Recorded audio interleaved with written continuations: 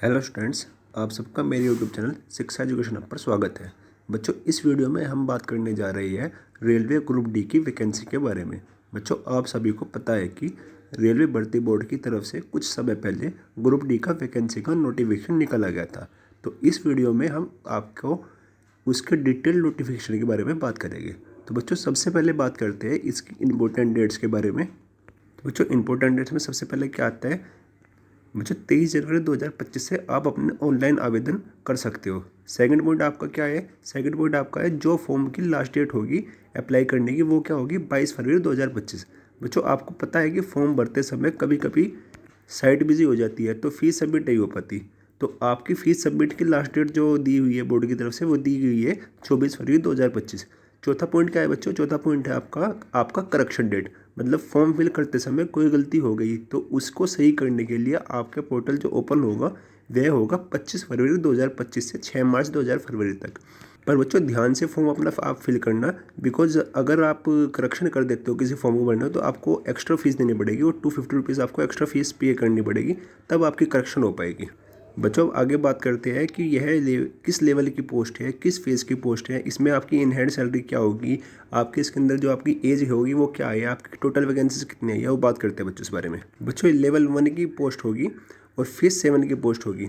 इसमें आपकी जो इन हैंड सैलरी होगी वो 18,000 होगी। आपकी एज जो होगी बच्चों 18 से 36 साल के बीच में होनी चाहिए। बच्चों, आपकी जो टोटल वैकेंसीज आई है वो आई है 32,438 पोस्ट। बच्चों, आपको पता है कि ग्रुप डी की वैकेंसी आपकी जोन वाइज वैकेंसी होती है। यह हम आगे बताएंगे कौन कौन से जोन में कितनी कितनी वैकेंसी आपकी आई है।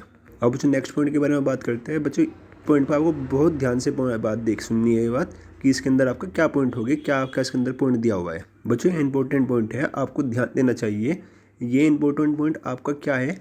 आप सभी को पता है कि ग्रुप डी का प्रोसीजर लंबा चलता है, तो आप सभी को ध्यान रखना है कि आप अपने फ़ोन में अपनी ऐसी ईमेल आईडी और फ़ोन नंबर डालें जो कि हमेशा आपके पास रहे जब तक कि आपका प्रोसीजर कंप्लीट ना हो जाए। बिकॉज सभी नोटिस आपको आपकी इस ईमेल आईडी या फ़ोन नंबर पे ही आएगी। जो ध्यान रखिए वह फ़ोन नंबर और ईमेल आईडी आपका हमेशा चलता रहे। बच्चों, नेक्स्ट आगे बात करते हैं। नेक्स्ट सेकंड पॉइंट क्या है बच्चों आपका? जो बच्चे फॉर्म फिल कर रहे हैं और वह ध्यान रखें कि आपकी एलिजिबिलिटी नोट्स मतलब क्या हो गया? जैसे आपकी एज होगी, आपकी एजुकेशन क्वालिफिकेशन होगी, वो आप सभी की कंप्लीट होनी चाहिए 22/2/2025 से पहले। मतलब जब तक आपकी लास्ट डेट है फॉर्म की, उससे पहले आप सभी की ये नॉर्म्स पूरे होने चाहिए। और यदि 22/2/2025 से पहले आपके ये नॉर्म्स पूरे नहीं हुए तो आपका फॉर्म रिजेक्ट हो जाएगा। बच्चों, नेक्स्ट पॉइंट में हम बात करते हैं एज लिमिट की, कि किस एज के बच्चे इस फॉर्म को फिल कर सकते हैं। बच्चों, जनरल कैटेगरी की बात करते हैं। सबसे पहले जनरल कैटेगरी में जो आपके स्टूडेंट्स हो गए, वे पहले फॉर्म जो फिल करते थे वो 18 से लेकर 33 साल तक के बच्चे फॉर्म फिल कर सकते थे। पर आपको पता है कि 3 साल तक का आपका कोरोना रहा है, तो 3 साल तक कोरोना के रहने की वजह से आपको इसके अंदर छूट मिल चुकी है। तो अब जो बच्चे फॉर्म फिल कर सकते हैं जनरल कैटेगरी, वो 18 से लेकर 36 साल तक के 36 साल तक के बच्चे इसमें अंदर फॉर्म फिल कर सकते हैं जनरल कैटेगरी के। नेक्स्ट पॉइंट में बात करते हैं बच्चों कि किस डेट ऑफ बर्थ के बीच के बच्चे फॉर्म फिल कर सकते हैं। मतलब क्या है कि जिस डेट में आपको बता रहा हूँ, इस कैटेगरी से नीचे की डेट ऑफ बर्थ के बच्चे फिल नहीं कर सकते और इससे ऊपर की कैटेगरी के बच्चे भी फिल नहीं कर सकते। पहले मैं आपको डेट बताता हूँ कि सबसे पहले बात करते हैं जनरल कैटेगरी की। जनरल कैटेगरी हो फिर EWS कैटेगरी हो, जो बच्चे 2/1/1979 से पहले पैदा हुए वे बच्चे फॉर्म फिल नहीं कर सकते। और जिन बच्चों की अभी 1/1/2007 से ज़्यादा के बाद के बच्चे फॉर्म फिल नहीं कर सकते जनरल कैटेगरी में। अब बात करते हैं OBC या फिर नॉन क्रिमिनल एयर के लिए। जो बच्चों की एज 2/1/1986 से पहले की है वो बच्चे फॉर्म फिल नहीं कर सकते, और 1/1/2007 तक के बाद के बच्चे भी इसके अंदर फिल नहीं कर सकते फॉर्म। अब बात करते हैं SC/ST में। SC/ST के लिए क्या होगी? 2/1/1984 से पहले के बच्चे फॉर्म फिल नहीं कर सकते और 1/1/2007 के बाद के बच्चे फॉर्म फिल नहीं कर सकते। नेक्स्ट पॉइंट में आपकी एजुकेशनल क्वालिफिकेशन, मतलब कि आपकी क्या क्वालिफिकेशन होनी चाहिए फॉर्म भरने के लिए। बच्चों, आप या तो 10th पास हो या ITI पास हो, कोई सी भी चीज़ पास हो। बच्चों, पर आपको ध्यान रखना जो मैंने आपको पहले बताया एजुकेशन नॉर्म्स के अंदर कि 22/2/2025 से पहले आपका रिजल्ट आ चुका हो, इस बात के ऊपर ध्यान रखिए, तभी आप लोग इस फॉर्म के लिए एलिजिबल हो। इस फॉर्म के लिए बच्चे एलिजिबल नहीं होंगे जिन बच्चों का अभी रिजल्ट नहीं आया है, एग्जाम अभी चल रही है। ठीक है बच्चों, इस पॉइंट को आप बड़े ध्यान से सुनना है, तो आपका फॉर्म यहाँ पे रिजेक्ट हो जाएगा। आप लोग मेहनत भी करोगे पर फिर इसका कोई फायदा नहीं होगा, क्योंकि आप लोग पेपर में बैठ ही नहीं पाओगे। बच्चों आगे बात करते हैं एग्जामिनेशन फ़ीस की। बच्चों इस पॉइंट के लिए आप ध्यान रखना कि आपके पास आपका बैंक अकाउंट होना ज़रूरी है, क्योंकि आपको पता होगा कि बच्चों जो एग्जामिनेशन फ़ीस होती है जो रेलवे की साइड से, वो क्या होती है कि आप लोग जो डिपॉजिट करते हो अपनी फ़ीस, उसके अंदर जब आप अपना पेपर अपेयरिंग में देते हो, आप पेपर देने जाते हो और पेपर देने के बाद आपकी कुछ फ़ीस रिफ़ंड होती है। जैसे कि मैं आपको बताता हूँ कि जैसे कि आपकी जनरल कैटेगरी और EWS और OBC के जो आपके बच्चे हैं, उन बच्चों को जो फ़ीस पे करनी होगी 500 रुपये होगी। और आप जब पेपर देख के आओगे, मतलब पेपर देने चले गए, आप बैठ के आपने पेपर ले लिया, पूरा का पूरा कर दिया, और उसके बाद जो आपकी फ़ीस होती है वो 400 रुपये आपको बैंक में अकाउंट दोबारा से रिफंड हो जाती है, और 100 रुपये आपकी फ़ीस काट लेती है, भर्ती बोर्ड अपने पास रख लेती है काट के। और इसी तरह से बच्चे जो EWS की कैटेगरी होगी, इन सभी के लिए भी सेम प्रोसीजर यही होता है, EWS के लिए और OBC के लिए।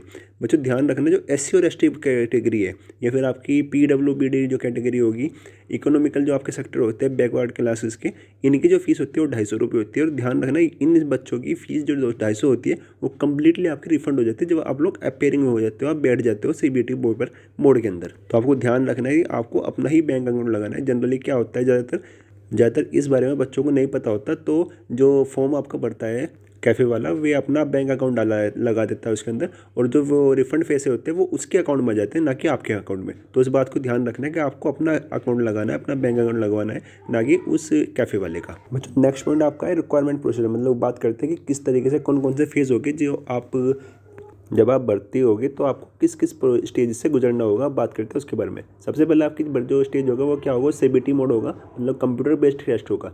नेक्स्ट आपका फिजिकल एफिशिएंसी टेस्ट होगा जिसको PET बोलते हैं।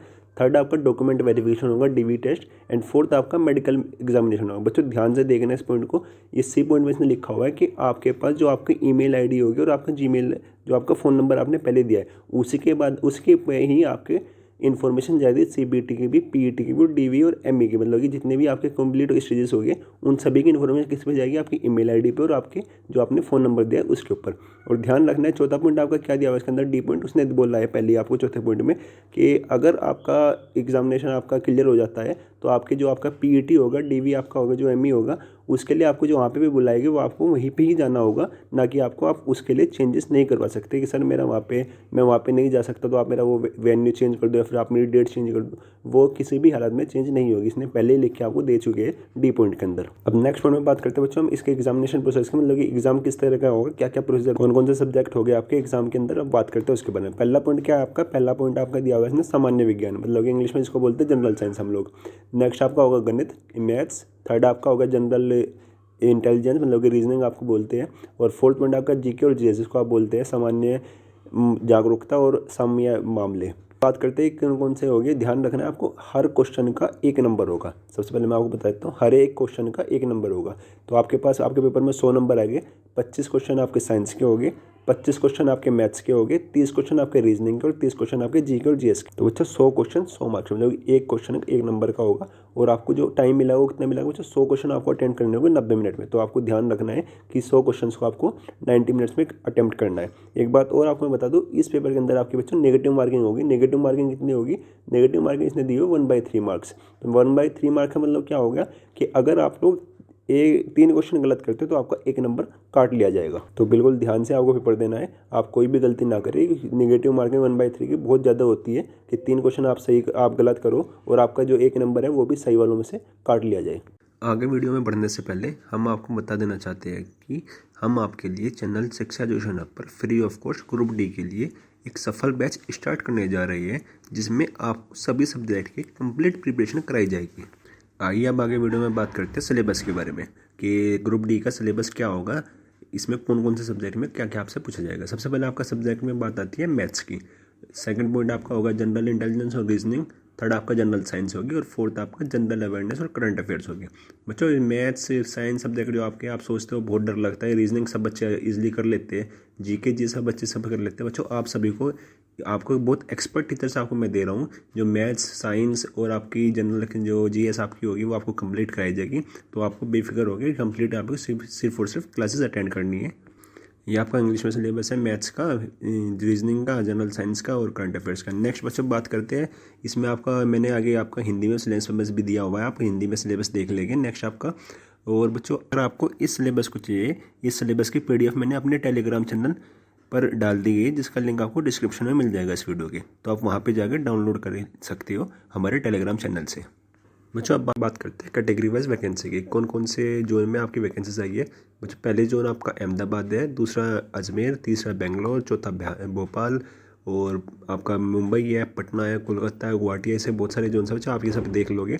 मैंने इसके भी आपको टेलीग्राम पे वीडियो डाल चुका हूँ, वो आप वहाँ भी जाके चेक कर लेना। नेट बच्चों अब बात करते हैं लो कट ऑफ एरिया की। बच्चों हमें पता है कि ग्रुप डी के अंदर वैकेंसीज आई है, वो किस तरह आई है, जोन वाइज वैकेंसी आई है। जोन वाइज में क्या होगा कि अलग अलग जोन में अलग अलग वैकेंसीज होगी। अब बात करते हैं बच्चों कि बहुत सारे एक बड़ा ऑप्शन क्वेश्चन आता है सामने कि सर हम कौन से जोन में वैकेंसी डालें जहाँ पे हमारी जो कट ऑफ हो वो कम जाए। ठीक है, तो मैंने बहुत सारा एनालिसिस करके पिछले 3-4 जो हमारी पहले वैकेंसीज आई है उनको एनालिसिस करके बाद क्या किया है, कुछ ऐसे एरियाज चूज करे जिसके अंदर वैकेंसीज बहुत कम गई है पहले टाइम पे। तो बच्चों अगर हम लोग उन एरियाज के अंदर, उन जोन के अंदर अपनी फॉर्म डालते हैं जिनमें वैकेंसीज पहले बहुत कम गई, तो हमारे चांसेस बढ़ जाते हैं जॉब पाने के। तो अब बच्चों बात करते हैं कौन कौन से एरिया है जिनमें पहले टाइम पे वैकेंसी जो हमारी मेरिट गई है वो बहुत कम गई है। पहला हमारा कौन सा जोन होगा, वो होगा Ahmedabad, second Bhopal, third Bilaspur, fourth Chennai, और पांचवा आपका होगा सिकंदराबाद, और छठा आपका होगा गुवाहाटी। बच्चों ये मेरा एनालिसिस है, बट आप फिर भी अपने एनालिसिस करने के बाद तब जोन भरना। पर मेरे जो एनालिसिस पहले किया हुआ है वो इसमें बहुत कम वैकेंसीज गई है, और मुझे उम्मीद है कि इस बार भी इन एरियाज में वैकेंसी जो मेरिट होगी वो बहुत कम होगी। नेक्स्ट बच्चों हम बात करेंगे नेक्स्ट वीडियो में कि हम लोग इस फॉर्म को कैसे फिल कर सके, कैसे अप्लाई कर सकते हैं। हम वो अपनी नेक्स्ट वीडियो में बात करेंगे कि हम लोग फॉर्म को अपने आप कैसे अप्लाई कर सकते हैं। ठीक है बच्चों, अगर आपको वीडियो अच्छी लगी तो लाइक करें, शेयर करें, सब्सक्राइब करें। Thank you.